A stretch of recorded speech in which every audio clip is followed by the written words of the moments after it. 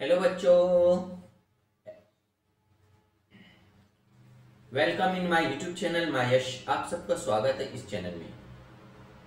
प्यारे बच्चों, आज हम UPSC 2022 civil services prelims exam उसका सीसेट पेपर कैसे आता है वो देखेंगे। क्योंकि आपने पढ़ा है पहले सिलेबस पढ़ने के बाद उसको आपने एनालाइज किया है। देन उसके बाद आपने यूपीएससी प्रीलिम्स जनरल स्टडीज के क्वेश्चन पेपर को एनालाइज किया है, हमने वो भी पढ़ा है। देन आज के पेपर में हम स्टडी करने वाले C SAT civil services aptitude test question paper कैसे आता है, कॉम्प्रिहेंशन कैसा है, डिसीजन मेकिंग के क्वेश्चन कैसे होते हैं, लॉजिकल रीजनिंग कैसे होती है, प्रॉब्लम सॉल्विंग के क्वेश्चन कैसे आते हैं, तो वो देखेंगे। तो चलिए शुरू करते हैं। तो देखिए, ये इंटरफेस है civil services prelims exam. Okay, और हम तैयारी कर रहे हैं सेट ए की परीक्षा पुस्तिका अनुक्रमांक। यहाँ पर ये रजिस्ट्रेशन नंबर रहता है इसका। देन परीक्षण पुस्तिका सामान्य अध्ययन प्रश्न पेपर सेकंड यानी C SAT second. Okay, paper second है। ये कितने नंबर का है? तो ये है आपके लिए 200 मार्क्स का। समय कितना है? 2 घंटे। माध्यम कौन सी है? हिंदी। देखिए, ये अनुदेश जो इंस्ट्रक्शन दिए हुए हिंदी में दिया हुआ है, लास्ट में आपको इंग्लिश में दिया हुआ होता है। यहाँ पर आपको अपना अनुक्रमांक जो सीट नंबर होता है वो लिखना होता है, जैसा 1 2 3 4 5 XYZ जो भी होगा वो लिखना। और इस क्वेश्चन पेपर में आपको खास बात यह है कि यहाँ पर इस परीक्षण पुस्तिका में 80 प्रश्न दिए गए हैं, हिंदी और अंग्रेजी में दोनों में छपा है। और प्रत्येक प्रश्नों के लिए केवल एक ही प्रत्युत्तर चुनना है आपको। एक क्वेश्चन 4 मल्टीपल ऑप्शन है। ओके, ये इसके इंस्ट्रक्शन है। जब आपको परीक्षण पुस्तिका खोलने को ना कहा जाए, जब तक ये ना खोले। तो चलिए आते हैं। सबसे पहले हम निम्नलिखित 3 प्रश्नों के लिए निर्देश दिए गए हैं यहाँ पर, जो हम बोलते हैं ना कॉम्प्रिहेंशन। ये है परिच्छेद, हिंदी में जो हम देते हैं। निम्नलिखित 2 परिच्छेदों को पढ़िए और उनके नीचे आने वाले प्रश्नों के उत्तर दीजिए। इन प्रश्नों के लिए आपके उत्तर केवल परिच्छेदों पर ही आधारित होना चाहिए। अब परिच्छेद 1 यह कॉम्प्रिहेंशन दिया हुआ है। क्या है? तो इसको आपको ध्यान से पढ़ना है। क्या करना है? ध्यान से पढ़ना है इस पैसेज को, कॉम्प्रिहेंशन को। जैसे मानव विकास की प्रगति बनाए रखने के सामने सबसे बड़ा खतरा क्या है? सबसे बड़ा खतरा इस रूप में दिखाई देता है कि उत्पादन और उपभोग के स्वरूप में विनोदन आधारणीय बढ़ती जा रही है। वर्तमान उत्पादन मॉडल जीवाश्म ईंधनों पर अधिक निर्भर है। अंडरस्टैंड? देन अब हम जानते हैं कि यह स्वरूप आधारणीय है क्योंकि यह संसाधन सीमित है। मानव विकास को सही अर्थों में धारणीय बनाने के लिए आर्थिक समृद्धि और ग्रीन हाउस गैस उत्सर्जन के बीच की घनिष्ठ संबंधी को पृथक करने की जरूरत है। कुछ विकसित देशों ने पुनर्चक्रण रिसाइक्लिंग का प्रसार कर और सार्वजनिक परिवहन तथा आधारिक संरचना में निवेश कर इनके अति दुष्प्रभाव को कम करना आरंभ कर दिया है, किंतु अधिकांश विकासशील देशों को परिष्कृत ऊर्जा स्रोत की ऊंची कीमतों पर और अल्प उपलब्धता के कारण बाधाओं का सामना करना पड़ रहा है। विकसित देशों को चाहिए कि वे विकासशील देशों के धारणीय मानव विकास की ओर जाने में सहायक बने। अब इस कॉम्प्रिहेंशन को, इस परिच्छेद को ध्यान से अगर आपने पढ़ा है तो इसके नीचे जो प्रश्न दिए हुए हैं वो आप सही उत्तर लगाएंगे। जैसे प्रश्न 1 है यहाँ पर, निम्नलिखित में से किसके या किन के कारण उत्पादन के स्वरूप में अधारणीयता है। अब यहाँ पर 3 स्टेटमेंट है। जीवाश्म ईंधनों पर भारी निर्भरता, संसाधनों की सीमित उपलब्धता पर और पुनर्चक्रण का प्रसार। ये नंबर 30 है। नीचे दिए गए कुट का प्रयोग कर सही उत्तर चुनिए। आपको सही उत्तर चुनना है।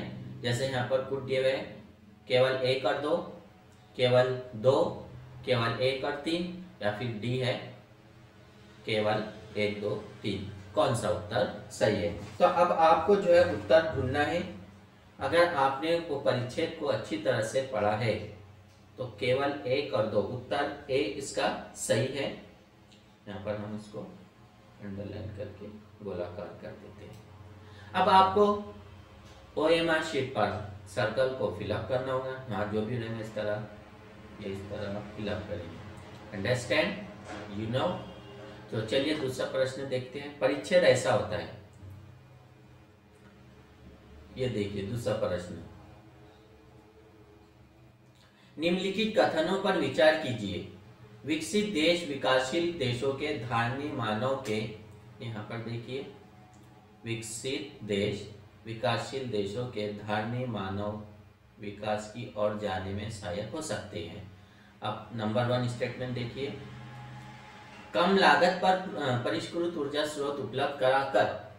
नंबर 2, उनके सार्वजनिक परिवहन के सुधार के लिए नाम मात्र ब्याज दरों पर ऋण उपलब्ध कराकर। नंबर 3, उन्हें अपने उत्पादन और उपभोग के स्वरूप को बदलने के लिए प्रोत्साहित कर। उपयुक्त में से कौन सा सही है?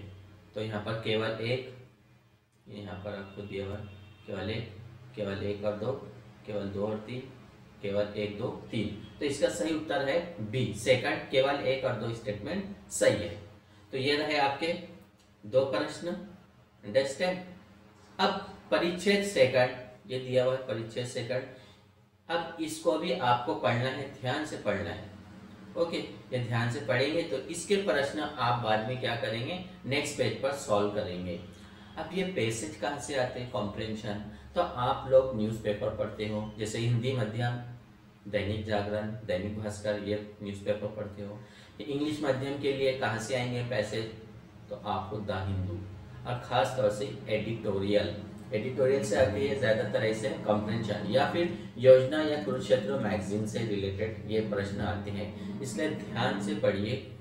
और ये जो परिच्छेद होते हैं ना, इसका एनालाइज करना है आपको कि पहले हमने परिच्छेद पढ़ा है साइंस एंड टेक्नोलॉजी से रिलेटेड या फिर इन्वायरमेंट इकोलॉजी से रिलेटेड है ये।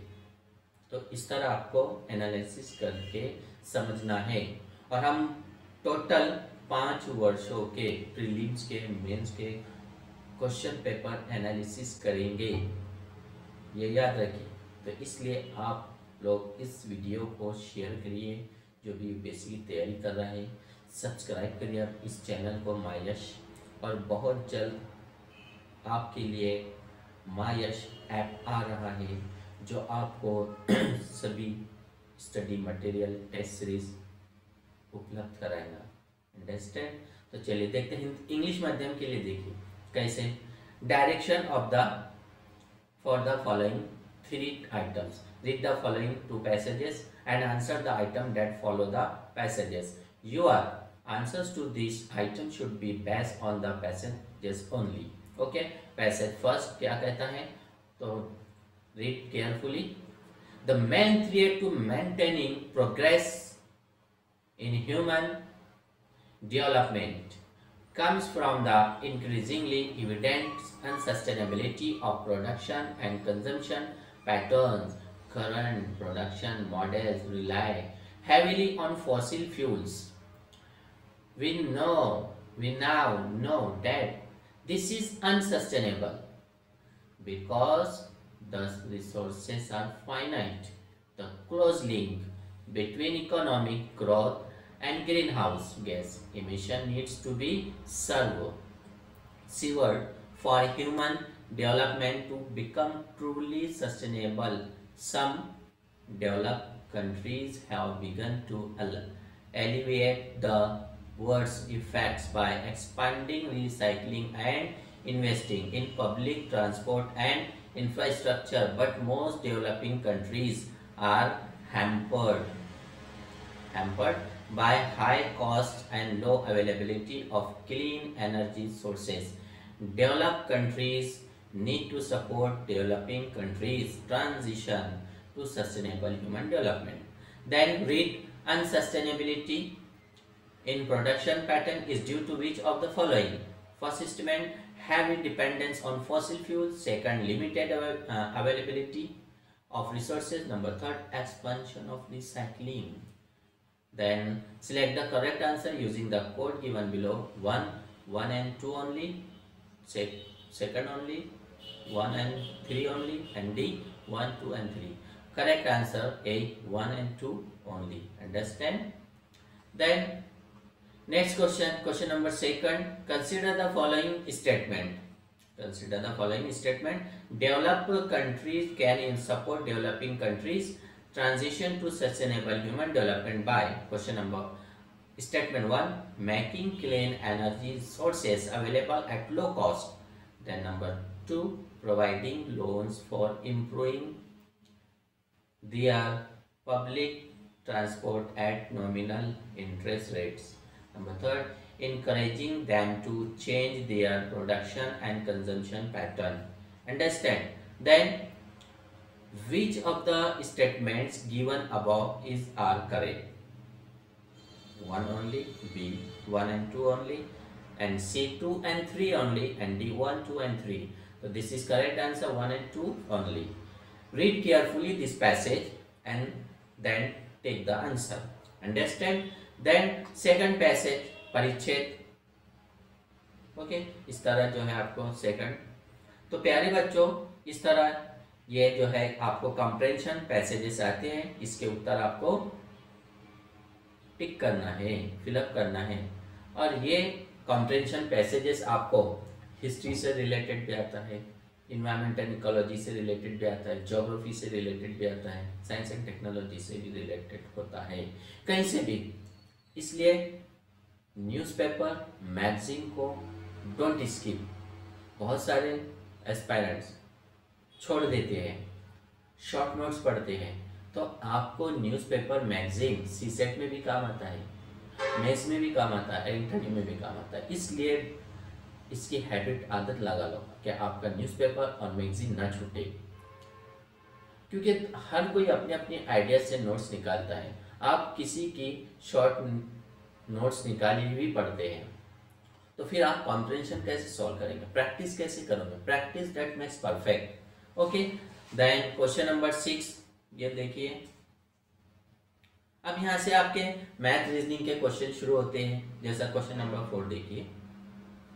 अनुक्रमांक 20, 10, 30, 20, 10, 10, 15, 30, 75 एक्स में एक्स का मान क्या है? ओके, क्वेश्चन नंबर 4 का जो सही उत्तर है तो वो आएगा डी. ओके, 225. अभी आपको क्या करना है, जब आप यूपीएससी की तैयारी कर रहे हो तो सिर्फ क्वेश्चन पढ़ना है. करेक्ट आंसर कौन सा है ये बाद में आप स्टडी करोगे तो टिक करोगे. अभी अपने को पढ़ना है कि कॉम्प्रिहेंशन यानी परिच्छेद पैसेज से प्रश्न कैसे आता है, मैथ से क्वेश्चन कैसे आ रहा है, डिसीजन मेकिंग से क्वेश्चन कैसे आता है, रीजनिंग से, देन प्रॉब्लम सॉल्विंग से. अंडरस्टैंड? तो चलिए देखते हैं इस तरह के. फिर और पैसेज है ये.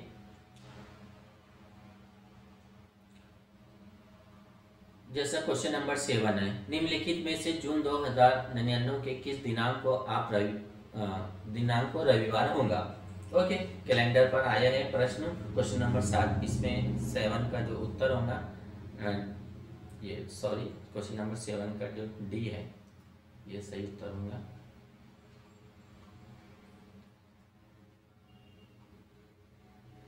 ये देखिए.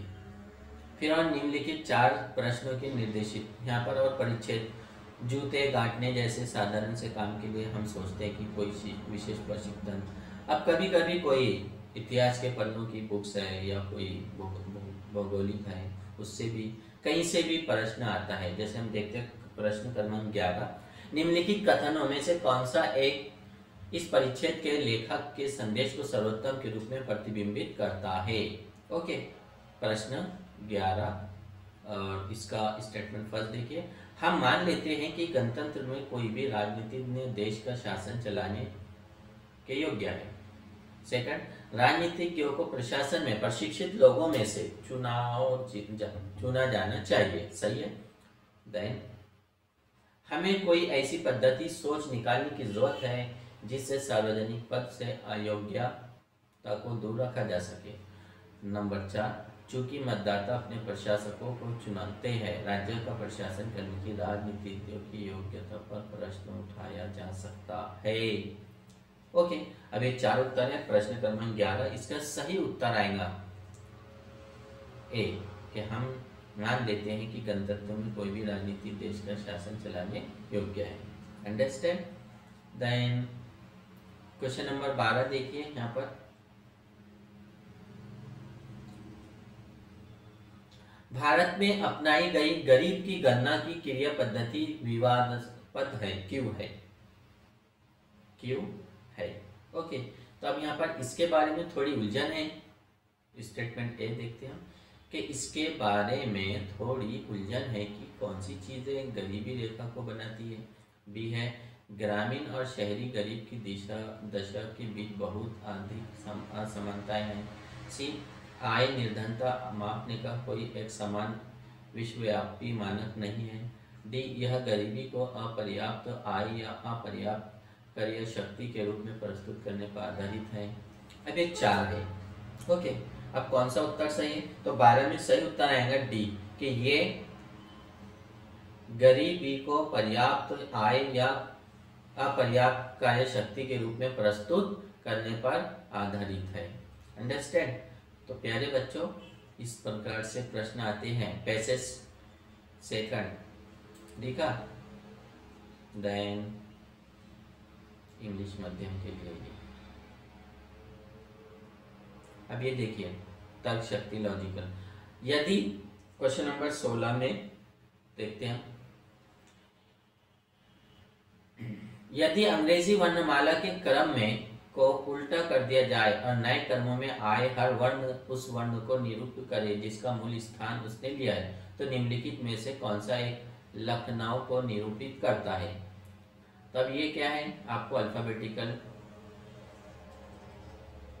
जो रीजनिंग के क्वेश्चन होते हैं वो उसकी प्रैक्टिस करना है। तो OG ए आएगा या बी आएगा, सी आएगा या डी आएगा? तो इसका करेक्ट आंसर है DFX MPLA। अब इसको विधि होती है, प्रैक्टिस सॉल्व करना पड़ता है आपको अल्फाबेटिकल ऑर्डर को आगे पीछे, कोई 2 अंकी नंबर आगे जाता है या बैक में जाता है, 3 में जाता है या 4 में जाता है, या आपको प्रैक्टिस करना पड़ेगा। मैथ रीजनिंग अच्छे से प्रैक्टिस करोगे आप तो आपके ऐसे प्रश्न इजीली, और आपको ओनली 33% ही मार्क्स लाना है। सी सेट में प्रश्न टोटल कितने आपको 80। ओके, और 80 इंटू 2.5 कितना होता है 200। कितना हो रहा है 200। अब 200 में से आपको 33% मार्क्स स्कोर करना है, तो you can easily get it. आप आसानी से इसे हासिल कर सकते हैं, मिल सकते हैं आपको। ये आया है प्रश्न क्रमांक 17। 150 प्रतियोगियों वाली किसी शतरंज टूर्नामेंट में जब जब कोई खिलाड़ी बाजी हारता है तो उसे बाहर कर दिया जाता है। यह निश्चित किया गया है कि कोई भी बाजी बराबरी टाई यानी ड्रॉ पर निर्णित नहीं होगी। तो इस पूरे टूर्नामेंट में कितनी बाजियां खेली गई है, तभी अपने को देखना पड़ेगा।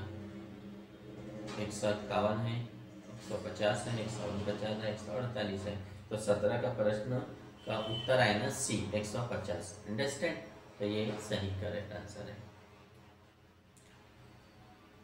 तो देखिए किस तरह से प्रश्न आ रहे हैं। 18 हम बाद में इसको पूरा एक्सप्लेन करेंगे करेक्ट आंसर के साथ। 2022, देन 2021, देन 2019, 21 के बाद 20, 19, 18, 17 इन 5 वर्षों के पेपर एक्सप्लेन करेंगे। हम एनालिसिस करेंगे कि कैसे प्रश्न आ रहे हैं मैथ से, रीजनिंग से, डिसीजन मेकिंग के, प्रॉब्लम सॉल्विंग के, मेंटल एबिलिटी से।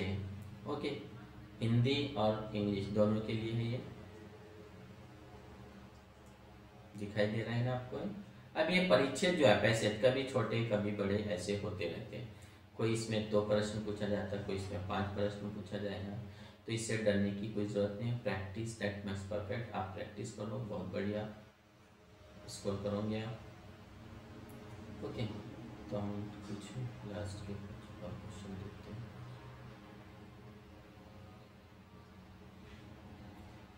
बस आपको एक सैंपल दिखाना था ये कि क्वेश्चन पेपर कैसे आते हैं। मैक्सिमम क्वेश्चन आपके इसमें जो है परिच्छेद यानी कॉम्प्रेंशन से है, तो इसलिए कॉम्प्रेंशन की अच्छी तैयारी करो तो आपको मार्क्स इजीली स्कोर हो जाते हैं। अब जिसकी हैबिट आदत हो जाएंगी तो कोई इसको वो कर सकता है नहीं, यू कैन इजीली। ये आया जैसा एक निम्नलिखित कथनों में से कौन सा एक परिच्छेद के अंतर्निहित सौर को सर्वोत्तम में प्रतिबिंबित करता है। ओके, पैसेज 2 पैसेज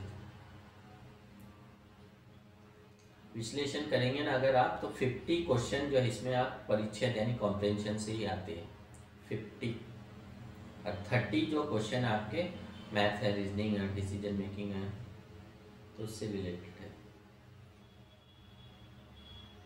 लास्ट के क्वेश्चन देखते हैं। तो आपको अगर तैयारी करना है यूपीएससी की तो सबसे पहले सिलेबस पढ़िए। सिलेबस पढ़ने के बाद प्रीवियस ईयर क्वेश्चन पेपर, जैसा आपने प्रीलिम्स जीएस का सिलेबस पढ़ा है तो उसके बाद फौरन हमने जीएस का क्वेश्चन पेपर पढ़ा है। देन सीसेट का सिलेबस पढ़ा है आपने, तो सीसेट का क्वेश्चन पेपर पढ़ना ज़रूरी है। तो इस तरह होता है यूपीएससी प्रीलिम्स के क्वेश्चन पेपर, है समझ में। अब आपको करना क्या है, इस तरह ये टोटल 80 क्वेश्चन है। कितने हैं? स्पेस, ये रफ पेज होता है, ये आपको लास्ट में स्पेस रफ वर्क, यहाँ पर आप कैलकुलेशन कर सकते हैं। जो भी आपको कैलकुलेशन करना है, जो आपको कैलकुलेशन करना है, रफ वर्क जो भी करते हैं हम XYZ, तो सी सेट में यहाँ पर आपको करना क्या है। ओके, तो ये याद रखिए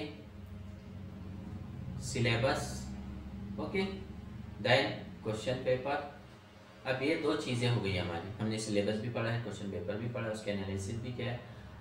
अब इसके लिए शुरुआत करना है स्टडी। ओके, स्टडी करना है अपने को, तो स्टडी के लिए क्या ज़रूरी है अब हमारे को, NCERT।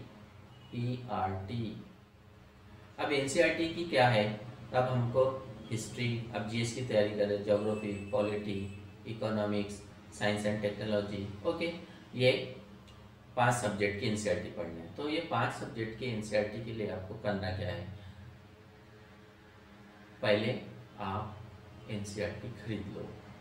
एनसीईआरटी खरीदने के बाद एक एक सब्जेक्ट, अगर हम ज्योग्राफी पढ़ते हैं तो पहले ज्योग्राफी से लो, किसी को पॉलिटी अच्छा लगता है पहले पॉलिटी पढ़ो, रीडिंग ध्यान से पढ़ो, रीडिंग जो है ध्यान से करो।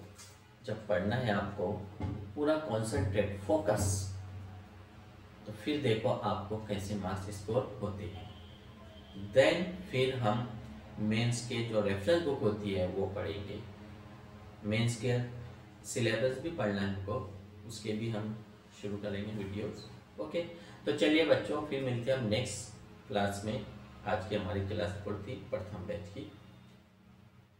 Best of luck.